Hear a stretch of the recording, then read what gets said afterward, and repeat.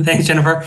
I'm Jay Livingstone. I'm the state representative for the Suffolk, and really glad to see so many people joining.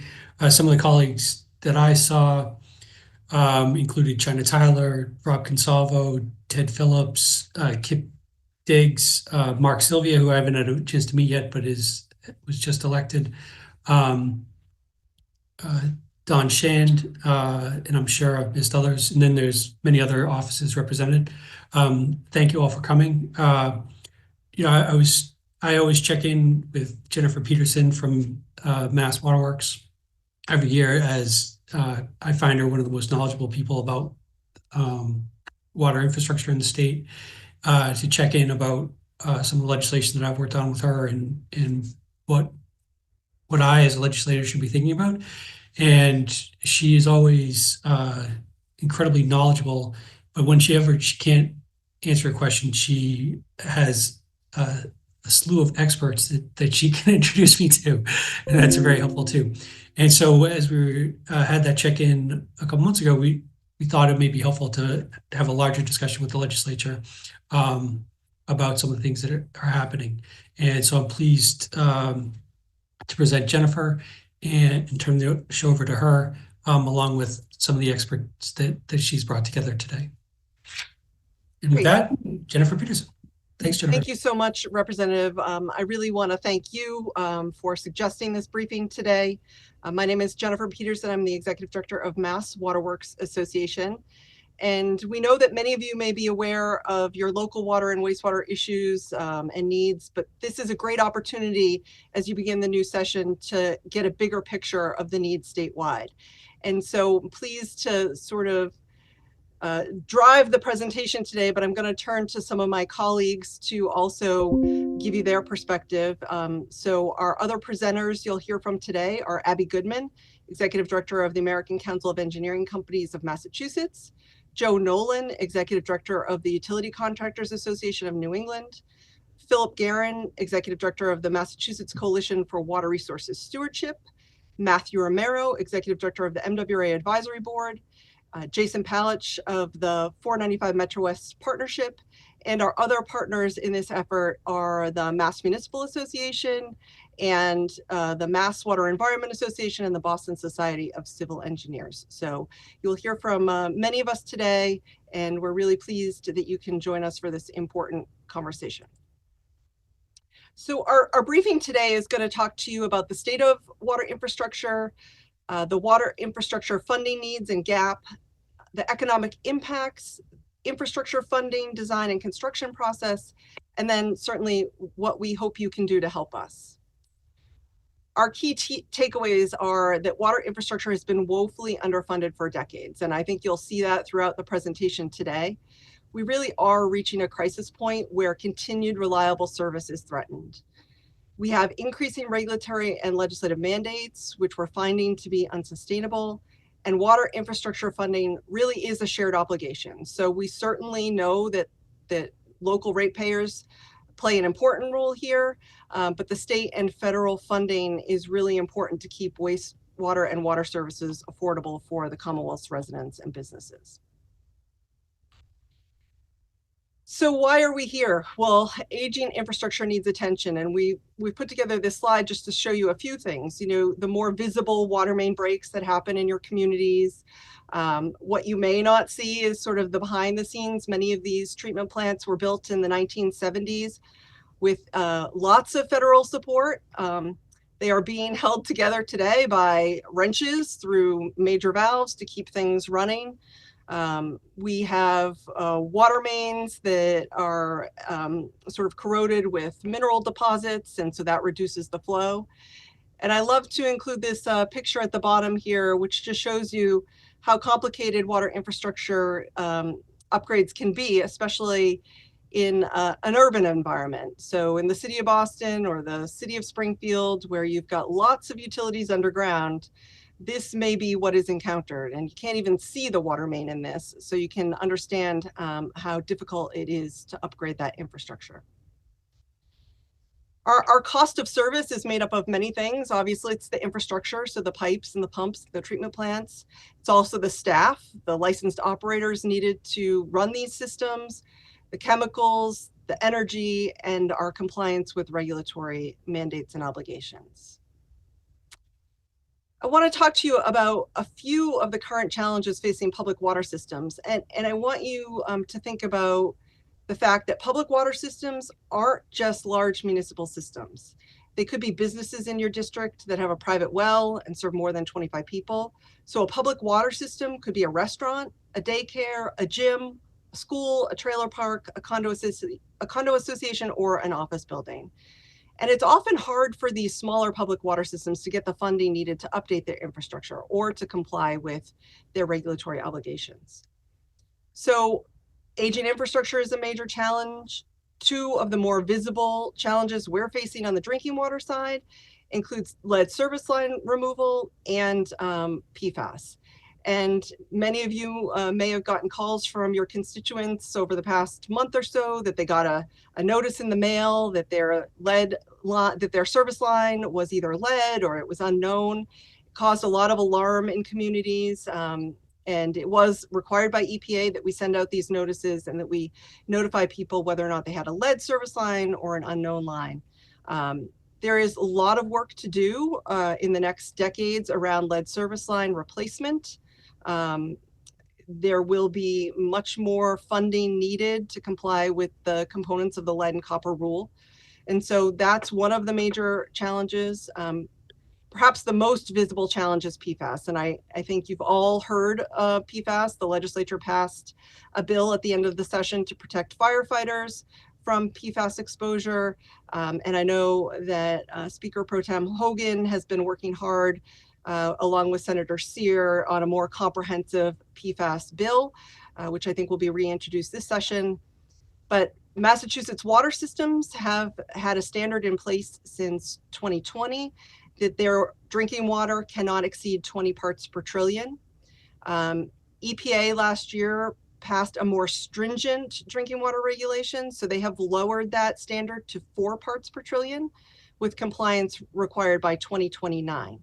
And it's great that drinking water treatment is possible, but it is very expensive. And we've seen that in Massachusetts, 170 public water systems have tested over the drinking water standard of 20 parts per trillion. DEP estimates that another 149 public water systems will be newly impacted by EPA's standard of 4 parts per trillion. And so those investments are going to be significant. To go over the wastewater and the stormwater needs, I'm going to turn it over to Phil Guerin, and he's going to give you a little brief update on those.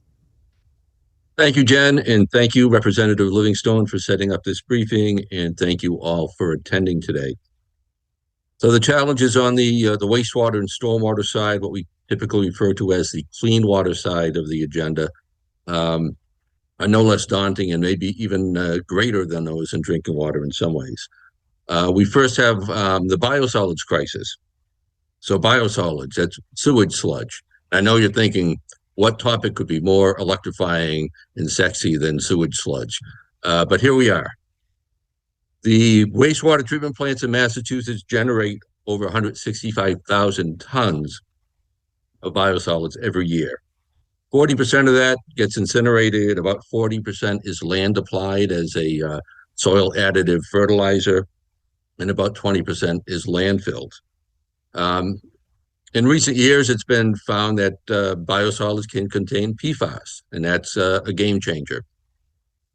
Last session, the legislature looked at 2 bills that talked about restricting incineration and restricting or eliminating land application, which leaves landfilling as the only local option available, but there are no landfills available. So we have 165,000 tons of problem to deal with here. We need a path forward that is considers costs and benefits. The reason that biosolids make such great fertilizers is because they're rich in organics and nutrients, and some wastewater plants have the ability to market this material as a fertilizer, and they can make some revenue off of that, and that revenue helps offset further costs to ratepayers for maintenance of their collection and treatment systems. So that's a big issue we're looking at right now. Infrastructure repair and replacement needs, similar to drinking water. I worked for the city of Worcester for almost 40 years, and we used to talk about the key parts of our sewer system. The sewer lines that were constructed were built by Civil War veterans. And we'd like to say that was a joke, but it wasn't. We have pipes in Worcester and in just about every other major city in Massachusetts that are 150 years old. The only reason they're still functioning at all is because they were so well constructed back in the 1800s. We also have wastewater treatment plants. Most of those were built in the 1970s with federal money, through the Clean Water Act. So those are now, approaching 50 years old. And pump stations, sewer pump stations, many cities and towns are even older than that. These are all the basic components, assets of our sewer collection systems that are the first to get neglected when new rules and regulations come around requiring us to do other things. There are also part of that old collection system are combined sewers, which carry both wastewater and stormwater. There are 19 communities in Massachusetts that still have combined sewer systems, and they're shown on the map here. Most of those are the largest cities in the state with large environmental justice populations. For the past 50 years, these communities have been investing hundreds of millions, if not billions of dollars to try to reduce the occurrence and volume of combined sewer overflows. But the prospect of eliminating them altogether is unattainable just because we're talking $5 to $10 billion statewide to do that, with no money available to truly assist communities. This falls on ratepayers, and it is just not going to be possible to simply eliminate CSOs in any short amount of time. On the stormwater side, one of the things we're all witnessing is an increase in storm intensity and rainfall intensity, and finding that our stormwater drainage systems can't keep up with that intense rainfall. So we get street and property flooding on a much more frequent basis, which causes damage to properties, damage to infrastructure, and a great inconvenience, and even in public safety and public health threat to the people. One thing to keep in mind is Massachusetts remains one of only 3 states in the nation that has EPA, the federal government, still issuing NIPDES permits for discharges from stormwater systems and wastewater systems. There was a draft permit recently issued by EPA for Massachusetts, affects over 250 communities, and it's a continuation of the permit that we've been under for the past 5 or so years. But the next steps in this permit are where the costs really hit, because they're requiring for many communities phosphorus reduction to protect rivers and estuaries from nutrient inputs. And these phosphorus reductions are going to hit some communities to the tune of over $100 million in the next 5 years, because now they have to start constructing the facilities to do this. We also have something very unique, again, just recently issued as a draft by EPA, which is a permit for commercial, industrial, and institutional properties of over 1 acre impervious area in 3 watersheds in Massachusetts and nowhere else in the country. So this is a select number of properties in a select number of watersheds in 1 state. And they will now be required, this is private property, but required to invest heavily to retrofit their properties and to improve their stormwater management. How that plays out on the private side remains to be seen. But these are some of the big challenges now facing the communities dealing with wastewater and stormwater. Jen, back to you. Thanks, Phil. So why is it important to support water infrastructure investment? Obviously, utilities do play a key role in protecting public health by maintaining the water quality from the source right through to the customer. And then the wastewater utilities are dealing with the sanitation process and returning the clean water to the environment. Utilities, with the support of their engineers, their contractors, are constructing and maintaining the infrastructure needed to collect, treat, store, and distribute the drinking water and treat that wastewater. And we all know that the public expects dependable water and wastewater services. So reliable infrastructure enhances the economy and supports the overall quality of life in the Commonwealth. And you hear that over and over again. You know, the combined sewer overflow issue has been highly visible. And you know, it really does come down to public health protection. So when we look at how much money is needed, there was a legislatively convened Water Infrastructure Finance Commission that looked at the needs and issued a report in 2012. The water and wastewater needs at that time were identified to be over $20 billion. Those permits that Phil talked about on the stormwater side weren't yet in effect, and so there could only be estimates about what that stormwater cost would be. That report led to some legislation that was passed in 2014 in an attempt to address closing the gap. I'm sorry to say that we haven't really closed the gap. As you'll see, the gap is widening. So there was a recent report issued by EPA where they go out and survey drinking water utilities to see what their needs are over the next 20 years. EPA in 2023 cited a $15.2 billion gap that's needed over the next 20 years.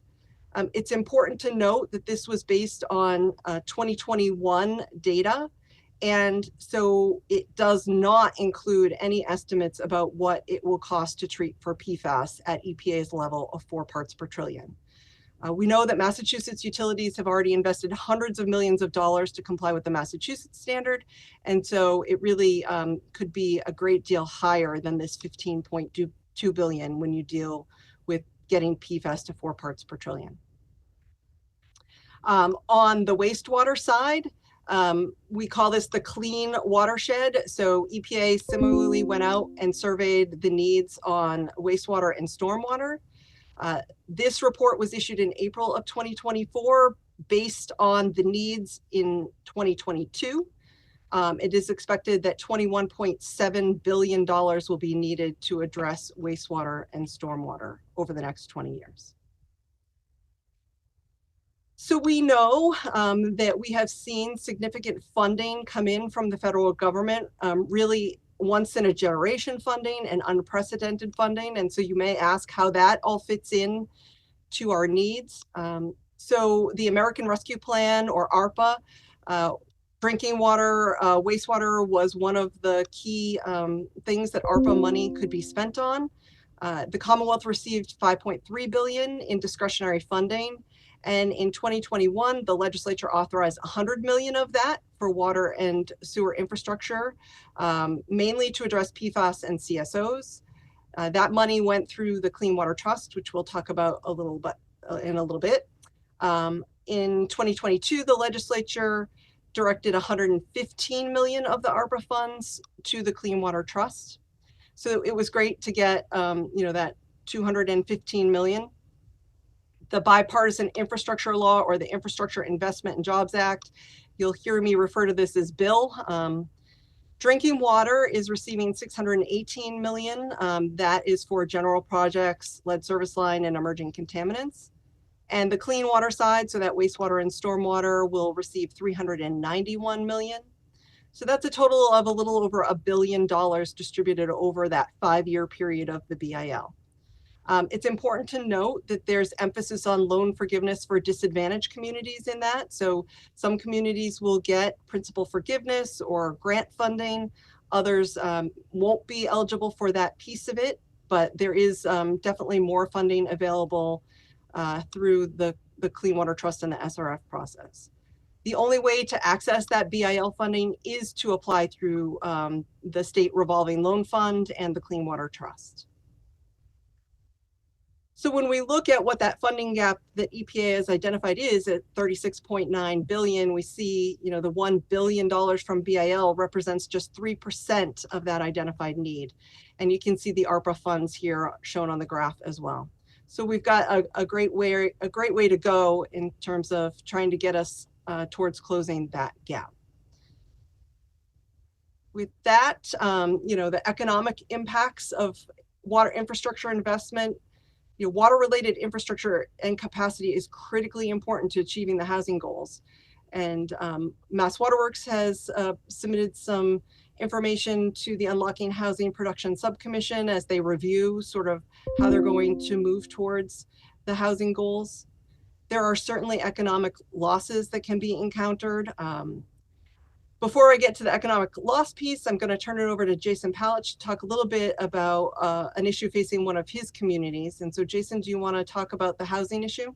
Certainly, and Jen, thank you for that, and I'll be brief. My name is Jason Palitsch. I'm the executive director of the 495 Metrowest Partnership. By way of background, we are an economic development organization serving 36 cities and towns along the 495 corridor from Westford down on to Foxborough and east and west from Natick and Wayland over to Shrewsbury and Grafton, about a tenth of the state's population.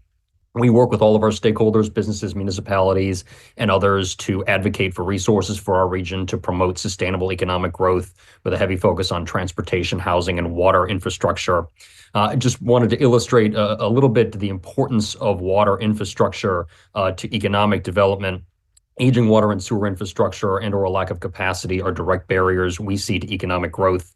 Some of the industries that have historically thrived in Massachusetts, including life sciences, research, and healthcare, have unique water needs well beyond what typical Class A office space might require. But regardless of industry, it's been well established that Massachusetts needs housing growth in order to support economic growth. High housing costs are helping to foster workforce shortages in key industries. And as our current workforce continues to age, a high cost of living is driving out migration among younger workers. Today, as Jen alluded to, I just want to offer one specific example of how a lack of water and sewer capacity can directly impact the economic fortunes of our communities in our state. Whereas the news media often focuses attention on where a local government or local residents might be hostile to multifamily housing development. Last year, one of our small communities in the 495 Metrowest Partnership Service area was working cooperatively with developers proposing 2 significant multifamily developments in their town. Unfortunately, after months of work, the town's water engineering consultant determined that neither conceptualized project could be accommodated with the town's current water capacity and sewer infrastructure system. As the town administrator put it to me, quote, "In the span of 2 weeks, solvable water shortages prevented over 600 units of housing from being viably pursued during a housing crisis in Metro West," end quote. Just wanted to offer that as a very concrete example of where these issues really take economic development and housing conversations and run them right into a wall. Thank you, Jason. So on the economic loss side, perhaps, the most visible example we can provide is, 2010, MWRA experienced a water main break. And the economic impacts of that water main break were nearly $300 million per day. That incident led to a boil order. So there was water available, but they had to boil it in order to be able to drink it. But that true loss of water to the Boston area would have been significantly greater had it not been able to be supplemented by other MWRA sources that while they needed to be boiled, at least were available. So that's one area. And you've seen sort of the water main breaks that make the news. Those are often very visible and destructive. So, to the extent that we can minimize those breaks, there are benefits there. Obviously, you all see in your communities water rate increases, sewer rate increases. There have been more debt exclusions and overrides needed, especially for funding treatment to address PFAS. And EPA just released in December a nationwide look at water affordability needs assessment.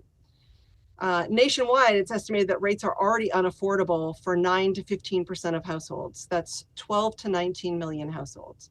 And we will provide these slides later if you want to dig into any of this, but it's certainly a significant concern amongst our utilities in terms of affordability of water and sewer service. The MWRA Advisory Board does annual rate surveys. So I'm going to turn it over right now to Matt Romero to talk to you a little bit about what MWRA has seen over the years from their surveys. Thanks, Jen. And thank you everyone for taking the time today. Again, I am Matt Romero. I am the Executive Director for the MWRA Advisory Board. We represent the 60 communities within the MWRA that receive service from them. And as Jen mentioned, we have been conducting this retail rate survey since 1988. So we have a lot of data to look at and a lot of trends that we can talk to. So this year, the MWRA and the advisory board are celebrating their 40th anniversary. And they were created in large part because Boston Harbor was known as the dirtiest harbor in the country. Today, the Seaport is a destination district in the city of Boston, and Boston's beaches consistently rank as some of the cleanest and best urban beaches in the country. This transformation required billions of dollars in investment funded largely by ratepayers to address decades of neglect and to create a national success story, but it also came with a lasting financial burden. As highlighted in the 2023 rate survey, which you can see here, ratepayers across MWRA communities have shouldered the lion's share of these growing costs. Overall, rates have grown by approximately 128% over the past 20 years across all the MWRA's member communities.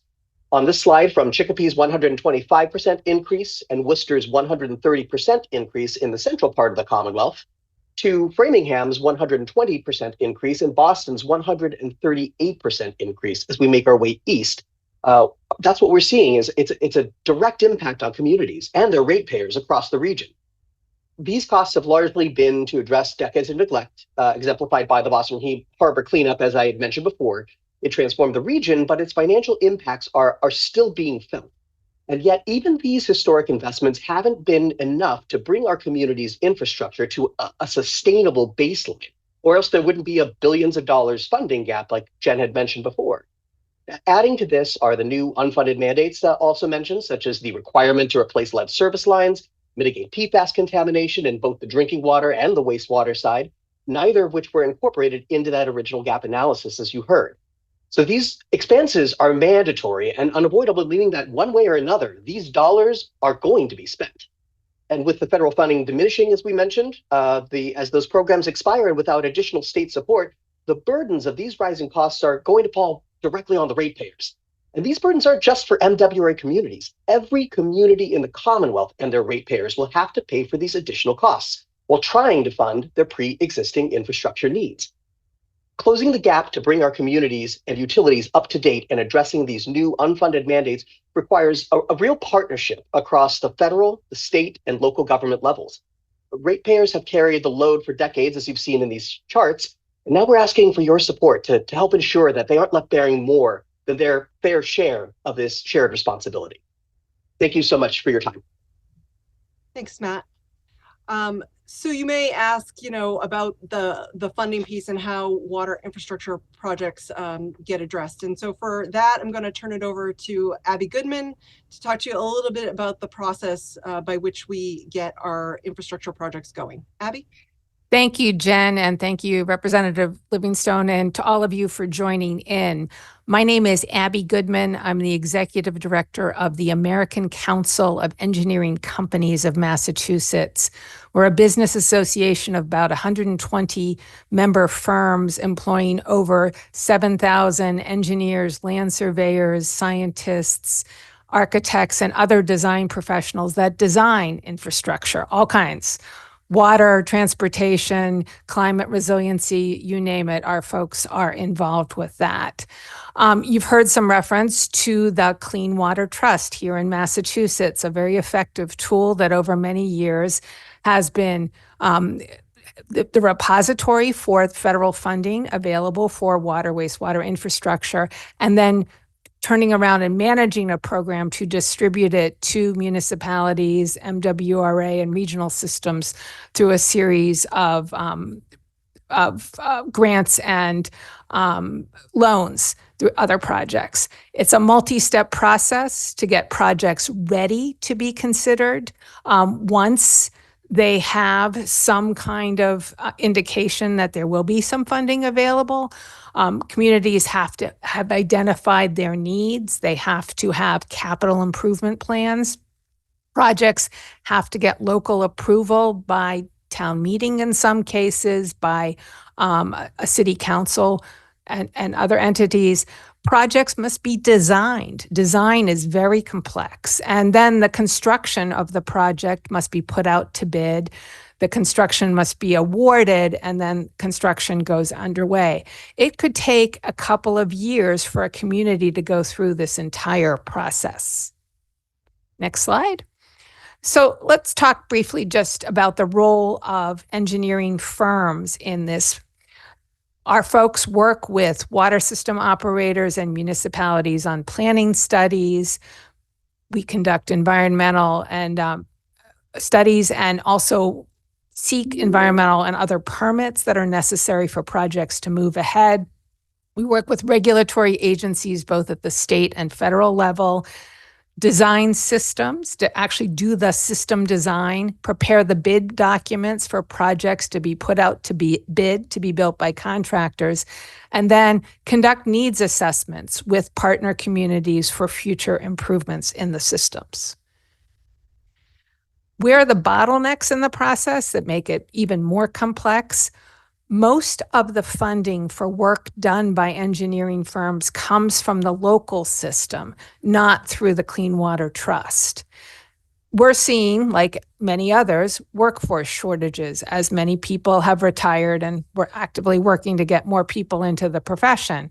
We're seeing supply chain issues for materials, increased operations and maintenance costs for systems, local approvals running into roadblocks along the way, people maybe not wanting a system to be expanded because of other concerns like the economic development or housing that you've already heard about. And so they're sort of stuck. Sometimes there are interpretations by regulatory agencies that create uncertainties for municipalities. How much is this ultimately going to cost because of other things that have to be put into the project? And then with federal money, often there are Buy America provisions, such as in the bipartisan infrastructure law, that might not work with regulatory requirements. There may not be American-made equipment or instruments that could be used in the process. So these all present real challenges and bottlenecks as we move forward on this. With that, I'm going to turn things over for the role of construction, utility contractors in the process. And I'll introduce Joseph Nolan from the Utility Contractors Association of New England. Thank you, Abbie. As Abbie said, my name is Joe Nolan. I'm the Executive Director of the Utility Contractors Association of New England, or UCANE as we are known. UCANE's membership is made up of some 300 water and sewer contractors and associate members. Our members are responsible for performing 95% of the water, sewer, and utility infrastructure improvements completed throughout the Commonwealth annually. Our clients include Boston Water and Sewer, Springfield Water and Sewer, Mass Water Resources Authority, and all 351 cities and towns in the Commonwealth. If it has to do with water, we probably built it. I'd like to thank the Representative Livingstone and the legislators and legislative staff who joined us today to discuss this critical infrastructure and its importance. I also want to echo my colleagues and Jen, Phil, Jason, Matt, and Abbie in their concerns, and thank you for having us today. I think we all agree that water is one of the most important resources.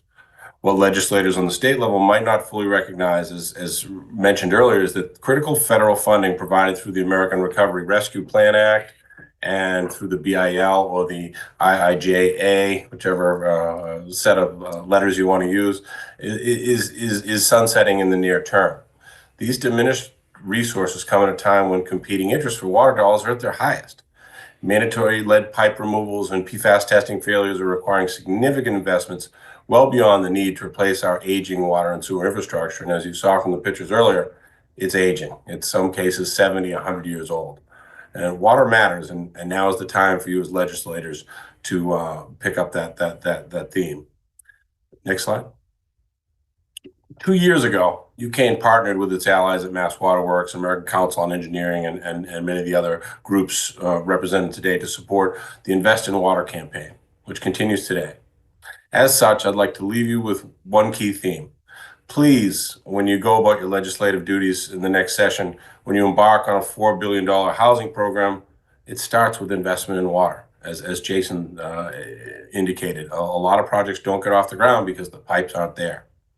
When you seek to find a dedicated revenue source for transportation, you need to equally support the water to fix those 7-year-old pipes under the streets you're rebuilding. Otherwise, you'll be tearing them up and doing them again. And when we decide to invest in an environmental bond bill this session, that conversation begins with how do we invest in water?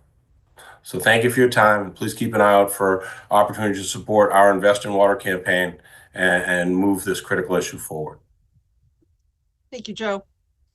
So you've heard a lot today.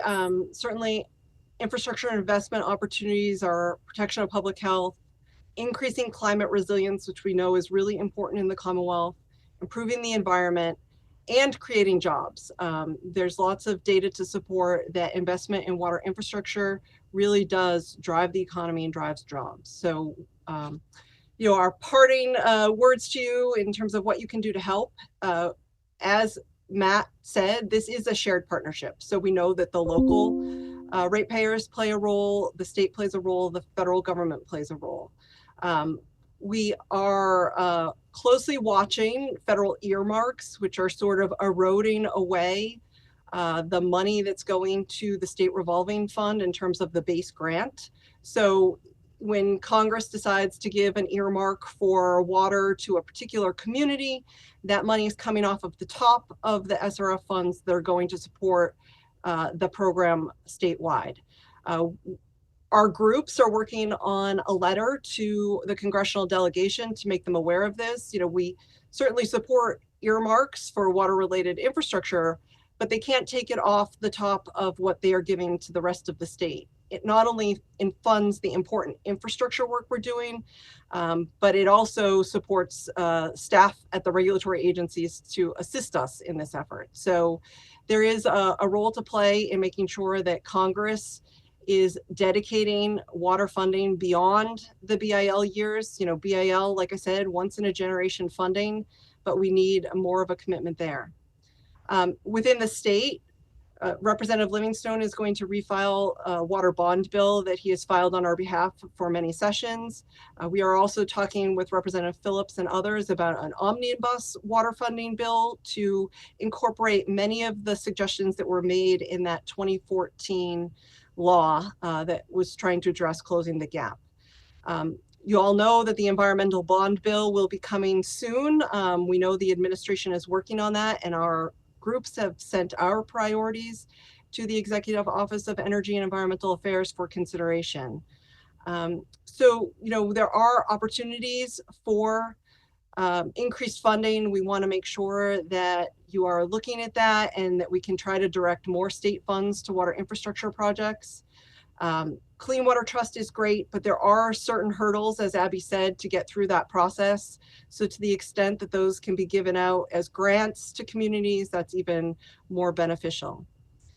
We also want you to be thinking about the impacts of legislation which may add additional cost or burden to utilities and their ratepayers. And we know that there are a lot of great opportunities to improve our processes and sort of the regulatory environment, but they come with costs. And as Phil said, that the new sort of regulatory asks often require us to shift that limited funding to whatever the latest ask is. And what is suffering there is our sort of essential water infrastructure. So those pipes, those pumps, those things that are very needed improvements, but just we only have a limited amount of funds and we have to direct them to whatever the most pressing need is at the time.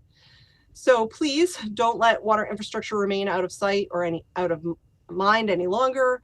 That UCANE water playbook, Invest in Water Mass, is a great roadmap and tool that can be used in local communities to help get the residents to support infrastructure investment. So please feel free to distribute that as you are interacting with your communities and your constituents. And with that, if you have any questions, we will certainly provide you the contact information for all of our organizations. Really appreciate your time today, and we have a little bit of time for questions if anyone has questions and wants to tap into any of us to answer those. So with that, thank you for your time. And before the questions, I just wanted to acknowledge a few more of my colleagues that are here. From the Senate, Senator Patrick O'Connor, and then the following representatives, in addition to the ones I introduced earlier: David LeBoeuf, Natalie Blaze, Jim Hawkins, Mary Keefe, Mike Kuzmarek, Aaron Saunders, Sally Kearns, and Rodney Elliott. And thanks all for joining. With that, I'll turn it back to Jennifer. Sorry. No, thank you very much for that. It's hard for me to watch all the participants and run the slideshow, so I appreciate that. So with that, you can feel free to type any questions into chat or raise your hand or simply unmute. We're happy to answer any particular questions you have. You know, Rep. Cairns has been very involved in the issues of PFAS, being on the PFAS Interagency Task Force, as well as grappling with the issues around water quantity up in the Ipswich River Basin. We are certainly we are aware that there is a lot of interest in MWRA expansion throughout the state. That is an issue that the speaker highlighted in the housing bond bill. And, you know, there are various studies that have been done about expansion of MWRA and what that might cost.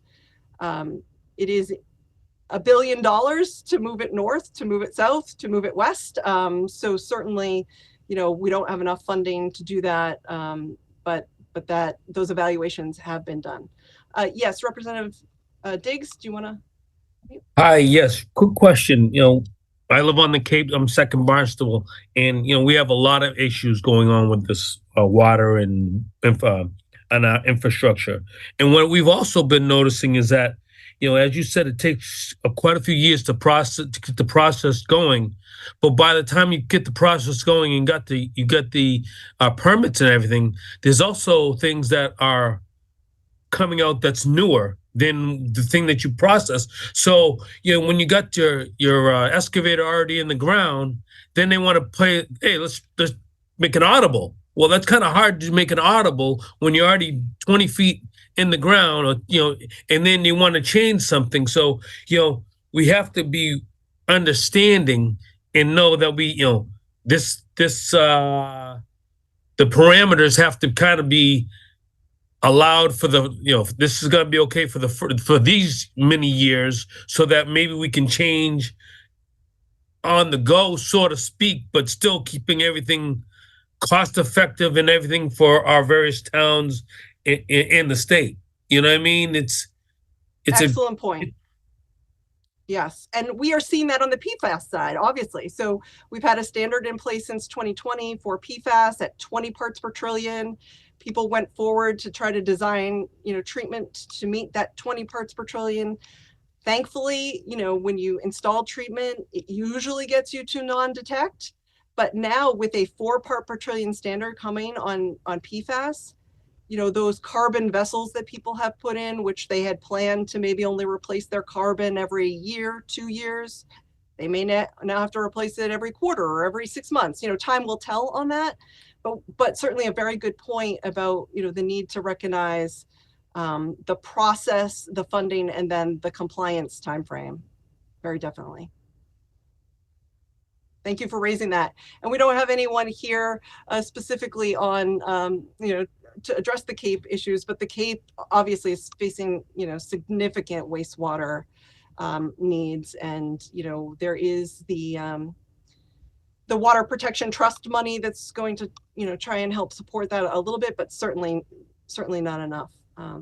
We have other issues that pop up, and I'll just give you an example.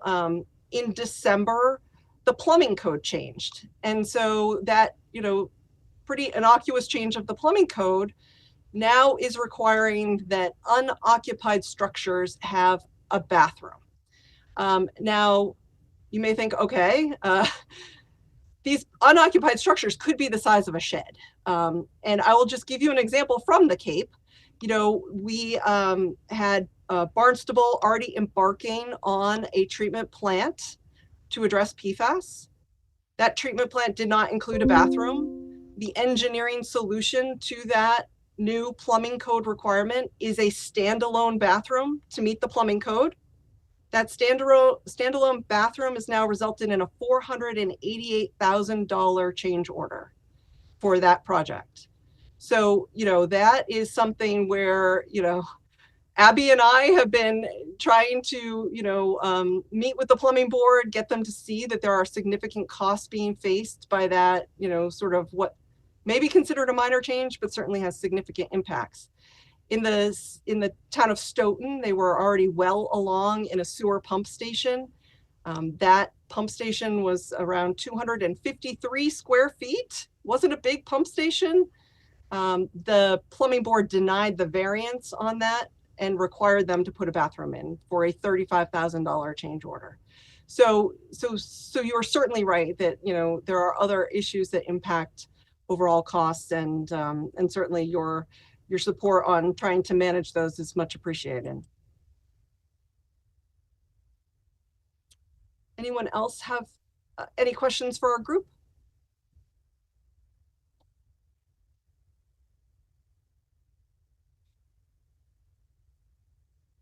Well, great. I think, as we head towards the filing deadline, you'll be seeing our groups get in touch with requests to co-sponsor legislation that will be being put forward by Representative Livingstone, by Representative Phillips and others to sort of begin having this conversation. Environmental bond bill is great. Environmental bond bill contains a lot of authorizations that we know are important. What's really important as we head towards this next session is appropriation. We really need that money to do the work that is necessary to keep our water and sewer service reliable. We know it is among the most essential services within the community. There is no economic development, there is no quality of life without water. And so I want to really thank you all for your participation today. You will be seeing more of us in the coming months as we begin to try and work towards some legislative and regulatory solutions. So thank you all very much for attending. And thank you, Representative Livingstone, for suggesting this. Very much appreciate the opportunity. Yeah, everybody.